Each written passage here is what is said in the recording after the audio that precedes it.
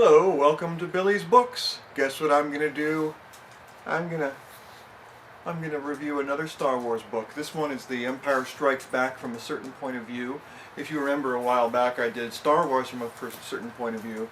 That's where they take the major motion picture, and then they wrote a bunch of short stories surrounding peripheral characters from the movie.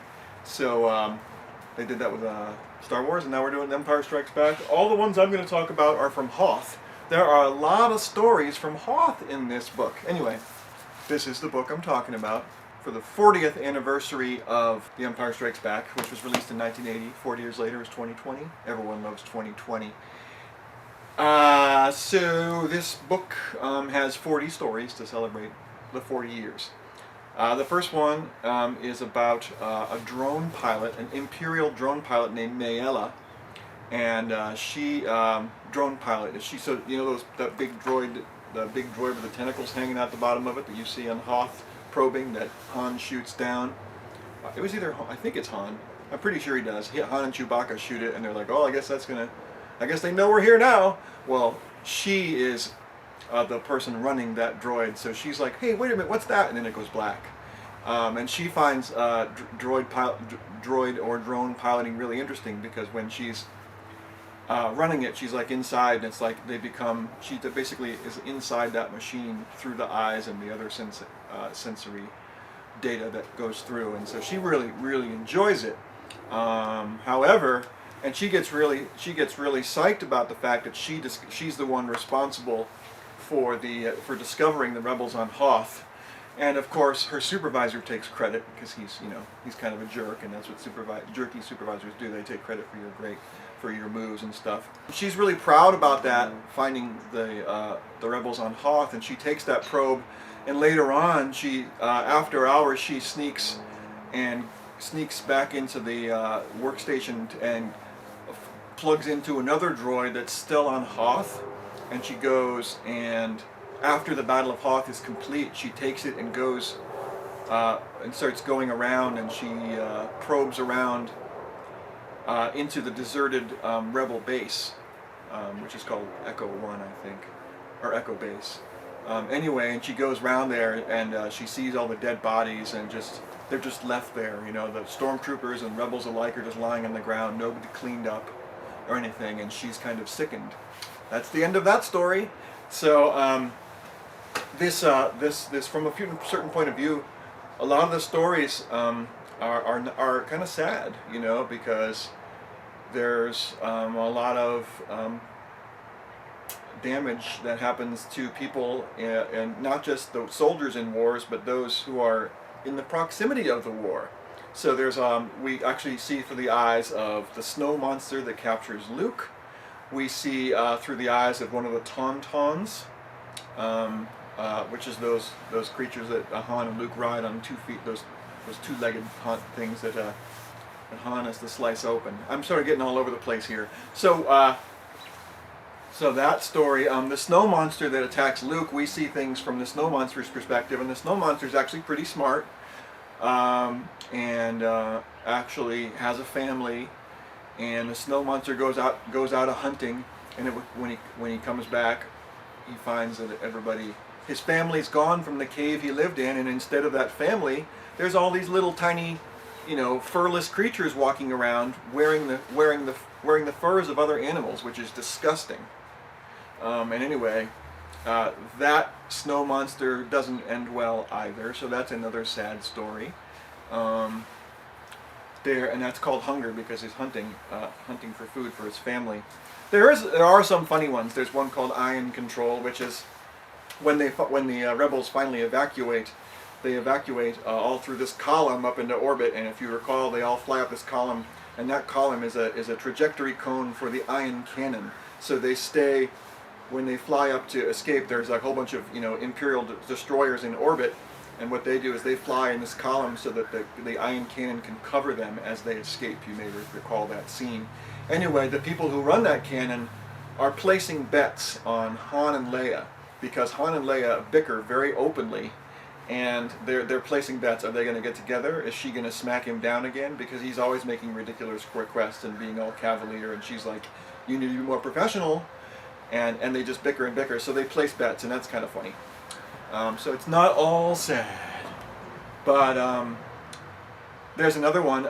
There's a story called A Good Kiss, which is from the perspective of a rebel guy who's actually not that successful. You know, he wanted to be a pilot and failed. So then he wanted to be an engineer, and he failed that because when they were he thought he could be part of the rebel corps of engineers.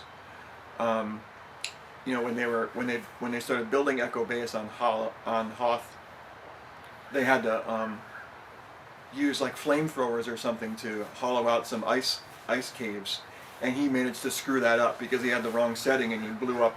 And someone actually recommended, oh, why don't you use one of the X-wings to just blast out a big hole? And the X-wing had the wrong setting as well, so he blew out this enormous cavern instead of a reasonably sized room. And they're like, well, now that one's the big room. But as a result, this character did not get to stay as the Corps of Engineers, so he ended up being a gopher, and kitchen boy, as one of the other people derogatorily called him. And so he being a gopher, he knows all the secret passageways that everyone else doesn't know. So everyone else will walk the long way, but he knows the shortcut. And Rudolph the Red-Nosed Reindeer, he manages to save the day at the end. But he also is frustrated because he's lonely, and he has a crush on one of the guys. He has a crush on one of the caretakers of the Tauntauns, and he goes over and they flirt a lot. And he's frustrated because he's chicken. He doesn't do anything about it. And then there's grave danger, and he has to go down the hallway quickly, and he gets stuck in the hallway. And who's blocking the way? Han and Leia again, and they're bickering. And there's a great quote. He's like, "Don't attractive people have anything better to do than to taunt everyone else on the base with their unresolved tension?" Because you see, Han and Leia are the beautiful people, and they're really powerful and important. And they bicker, and everyone else just has to sit through it. So he doesn't think it's funny like the canon people do, probably because he's lonely. And then there's the story of the Tauntaun from the Tauntaun's perspective. The one that Luke was riding was the daughter of the Tauntaun that is the protagonist of his story. And the daughter, no one knew because she wasn't showing yet, but Luke's dead Tauntaun had been pregnant. And then, and this Tauntaun, of course, hates being captive. So when Han finally takes her out to find Luke, she's like, "Cool, some fresh air. I guess it's going to be a good day after all." But we, Star Wars fans, know how the fate of Han's Tauntaun. So, also not a pretty story. Let me see what else. There's one called Heroes of the Rebellion, and that's actually from the perspective of a journalist who had convinced Mon Mothma to go to the rebel base, which is a big secret. She convinced Mon Mothma, who is the chancellor, or the chancellor of the rebellion, whatever that means, to go in for propaganda, because she had previously been a journalist for the Empire, and she thought she was a journalist until she turned out to be just a propagandist. When she was like, I'm not a real journalist if the Empire tells me what to write. And then she was also disgusted by what the Empire is doing, and most everyone says, especially after Alderaan. So she she finally gets to Hoth, and she tries to interview Leia, and they're all like, psh, as if there's no way you get to talk to her. And she's like, well, how about the big hero Luke Skywalker? And they're like, yeah, he's really friendly, he's really nice, he could talk to you. Unfortunately, he's injured, he's in a Bacta tank, so you can't talk to him. And so she's like, what the hell am I doing here? This is really frustrating. Finally, she's like, okay, Luke's out, I can go talk to him, and whoop, whoop, here comes the Empire, so they have to evacuate. She's philosophizing about the heroes of the Alliance the whole time, the heroes of the Rebellion the whole time. And she realizes that she's pretty scared, and everybody's pretty scared, and maybe it's just not the Skywalker and Solo and Organa that are the heroes, but perhaps the little people are the heroes too, because they're just as scared, and the work they do is just as important. The next story is Rogue 2, and Luke is the squadron leader of Echo 2. They chose to call it Echo 2 in honor of Jyn Erso. from Rogue One, so they call their squadron Rogue 2. Also in the story we see a little bit of the Han and Leia bickering. Apparently Han is really obvious, which everyone knew, so that's why they're places bets on him, but he's really obvious that it's really obvious that he likes Leia, and it's really obvious that Leia likes him back, but they still argue the whole time because that's their personalities. Admiral Ozzel was the guy who dismissed the data about from the probe on Hoth. So you have failed me one last time, Darth Vader said to Admiral Ozzel as he strangled him from across the galaxy, because it was like a Zoom call. As this guy watches Admiral Ozzel crumble, and then Darth Vader says, "You're the Admiral now." This guy has a whole different perspective, and he talks about strength and weakness, and he thinks that weakness is feeling secure, and strength is based on fear. He admires Darth Vader for being so cold-hearted and all that kind of stuff. You know, those crazy Imperials. There are still stories from later on in the movie, obviously, some Imperial perspectives. There's a story from a guy from the captain of one of the ATTs, those walking camels. He's one of those from those perspective, and how that goes round, and he thinks he's victorious until suddenly he's not, because a snowspeeder smacks into the side of his machine, and he watches other ones go down. He's like, well, you got to stay focused. Let's keep going. Do. So there's a lot of stories like that, and because all these stories are by different writers, the writing quality varies, and the style varies, and the tone varies.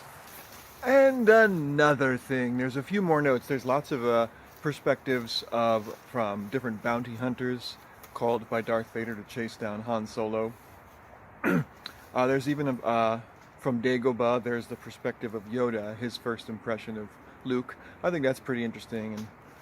And he and then also Obi-Wan, they do a lot of time noticing the similarities and differences between Luke and his dad, Anakin. And of course, then there is a section from the Ghost of Obi-Wan as well, also from when he gets to Dagobah. And he, of course, since it's Obi-Wan, it has a whole bunch of clever quips, even though he's full of regret. Dagobah smells worse than the Jedi Temple training rooms after a combat class with 14-year-olds. He had spent, of course, between episodes 3 and 4, he spent a lot of time on Tatooine keeping an eye on Luke from afar. With all that time to dwell on the past, he could not help but reflect upon Anakin. Remember, Anakin was foisted upon him when Qui-Gon Jinn died, and Obi-Wan himself was still a young Jedi, and didn't really feel that he was ready. Of course, nobody ever feels they're ready, but he really didn't, because he was still pretty young. And suddenly he had to take care of this little boy. This little boy had lost his mom and lost, all this loss through in his life, and he had this memory of, when they were sleeping, Obi-Wan was sleeping, and when he woke up in the middle of the night to find that Anakin had crawled up and was lying next to him on the floor on the bed, because he didn't want Obi-Wan to leave him too. He also had some random fears about when he was raising Anakin. Anakin probably doesn't know how to swim. I have to teach him how to swim. How do you teach someone to swim? So these are the kind of things running through Obi-Wan's mind. He's getting mad at himself. Even after death, I'm still kind of pondering and worrying about this kid. It's interesting. Of course, he and Yoda both realized that Luke was more patient than his father in some ways. Still impatient, but less impatient. But still way crazy passionate and rash. And even the same, blonde hair and showing their feelings. They're really transparent, and they show their feelings when his cheeks flush when they're busted or whatever, or angry or something. And it's just like you can't hide. And of course, and he's like, all the Skywalkers are really, really passionate. Even Leia, she has a reputation as well for being fiery. How different the galaxy would be if the Skywalkers didn't care so damn much. The thing that strikes me crazy in all of these stories is that they're like Luke Skywalker, and they're like, nobody connects the name Skywalker to the Luke Skywalker, the hero of the rebellion, to the very similar named father Anakin Skywalker, who was a galactically famous pilot during the Clone Wars. the only conclusion we can get is that Skywalker is a really common name like Smith, and so no one connects the dots, you know.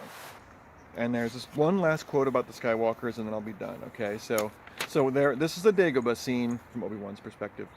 So there, basically, he said, it's a trap, and they're making your friends suffer because of you.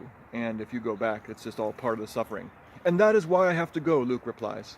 I blink several times, waiting for him to realize how little sense that argument makes. He doesn't.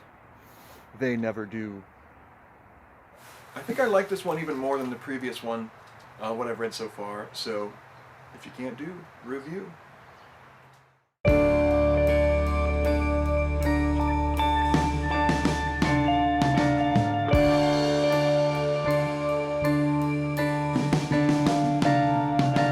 What you gonna do when the satellites drop? When the satellites drop?